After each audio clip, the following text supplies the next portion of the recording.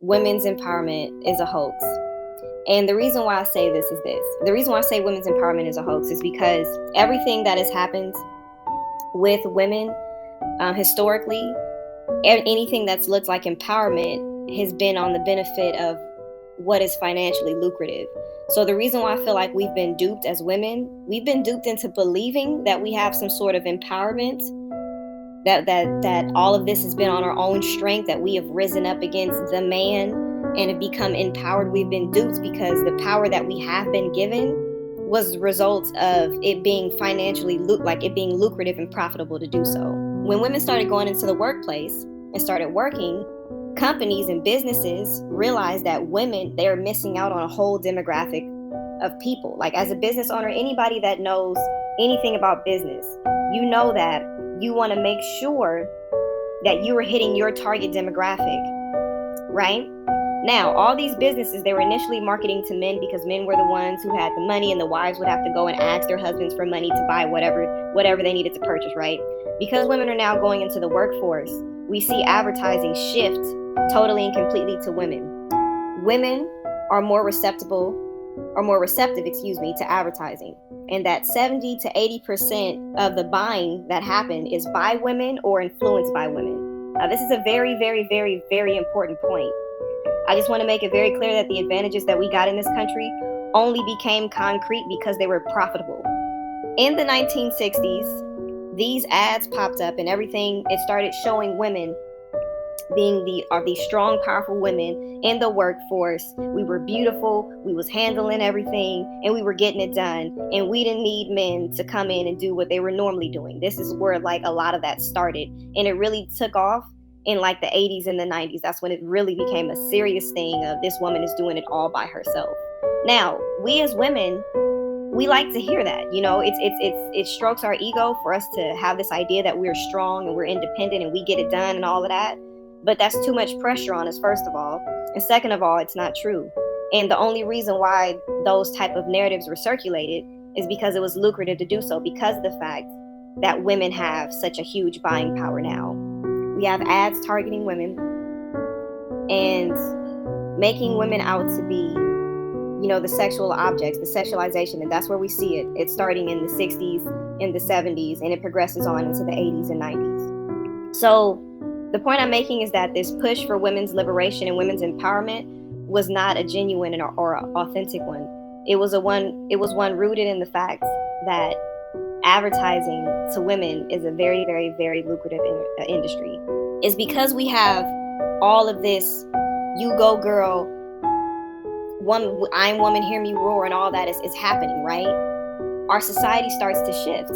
And because our society starts to shift, the responsibilities that women originally had, that these things that people like to consider gender roles, those things started to like fall by the wayside. We have more women that are in the workforce. You know, now the majority of women are working, you know, and because of that, in all these countries where there was this push for women to be out in the workplace and marketing and advertising to women, so they were successful in weaponizing our womanhood and using it to use us, to be their consumers, right? So now that we've gotten to this point that that's where we are, all the societies that are so-called civilized, you know, they like to throw that word around. All the countries that are so-called civilized and all of that are now having more and more women who are not having children because we're so much in the workforce. We're so much into what this society made us to be. Because when we say things like they're taking our rights as women, understand that the rights that we fought for was never really granted to us because we fought for them anyway. It was always a hoax to give women the idea of power, to give us the idea that this is what we want. You know, instead of us sitting comfortably, like let's just think about it. Because the way things were before this, like in the 60s and before, even in black households, the marriage rates in the 60s, black people were married at a higher rate than white people were in the United States. Did you guys know that? In the United States, the marriage rates for black people were high, even more so higher than white people in the 50s and the 60s. You know? So We have that lifestyle where the man is actually working. He's going to work and he's providing for his family. And he's coming home, and the woman is at home taking care of the children, taking care of the household. That lifestyle was demonized. It was demonized for this new modern lifestyle. We were duped into believing that this is what was empowering. Us doing what the men do is what makes us better women. Isn't that ironic?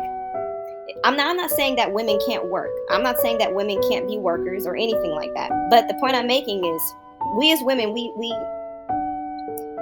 had a life that was easier for us. And modern women now, according to surveys, women are more depressed. We're more depressed. We're the least married than we ever been in history.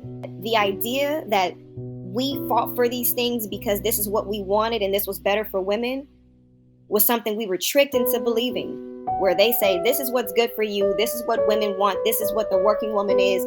She's beautiful. She's smart. She's not just a housewife. She's not just a mother. She's not just these things, as if these things are somehow demeaning. She's not just these things, but she's a working woman. She's this, she's that. And there's nothing, like I said, there's nothing wrong with being a working woman. But we're clearly not as happy as we used to be. Because, I mean, it's easier to live when you have two people coming together to support a household than it is when you have one. Now, we have gotten certain rights and liberties, and I'm not negating that, but I'm saying that the root of it, the reason for doing it, was to make us consumers and to squeeze money out of us, because that's what everything is always about, right? So going forward, we now live in the society that we have now, where the working woman and all of that is too concerned with work and getting things done than to be having children. So most of the countries that have followed this model, i.e., in essence, America, most European countries, and Japan and China, and some other Asian countries, right? Those countries who have that kind of model, those have the lowest fertility rates. And it's not just because people are working. The actual biological state is also declining. Like, men produce a lot less sperm than their forefathers, and women are having a lot more fertility issues than our mothers and our grandmothers did. Our society has used women's empowerment as a way to, bolster our economy, right?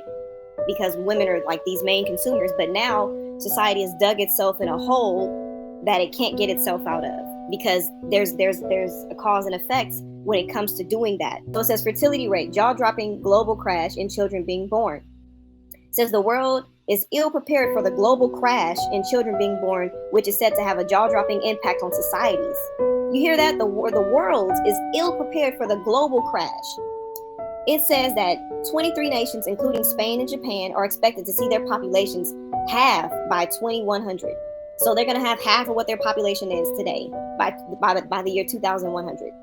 And then it says the United States is almost, if you Google it right now, what's the replacement rate for the United States of America? It will tell you that the replacement rate is 2.1, right? Which is just enough to keep the population the same. But if it starts to dip below 2.1, we're going to see a decline in people. And that's why this whole decision has happened. It doesn't have anything to do with women's rights and women's liberation and women's empowerment. Because like I explained before, everything that this country has done to so-called benefit women has been to inflate the economy and use women as consumers. There's going to be more countries, there's going to be more places that enact strict laws against this type of thing, because there is a global shaking happening in regards to like these fertility rates and everything declining. And then when you get to the bottom of the article, it says, what about Africa? It says the population of sub-Saharan Africa is expected to triple. It says treble, but that means triple. It's expected to triple in size to more than 3 billion people by 2100. And the study says Nigeria will become the world's second biggest country with a population of 791 million.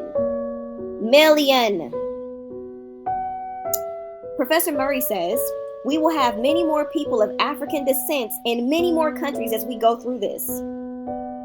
Global recognition of the challenges around racism are going to be all the more critical if there are large numbers of people of African descent in many countries. The reason why they've overturned it, it has nothing to do with, oh, they're trying to stop us from, no. It don't have, they want us. If we look at Planned Parenthood and why it was created, honestly, it was created, they set those traps for us because they didn't want us to reproduce, right?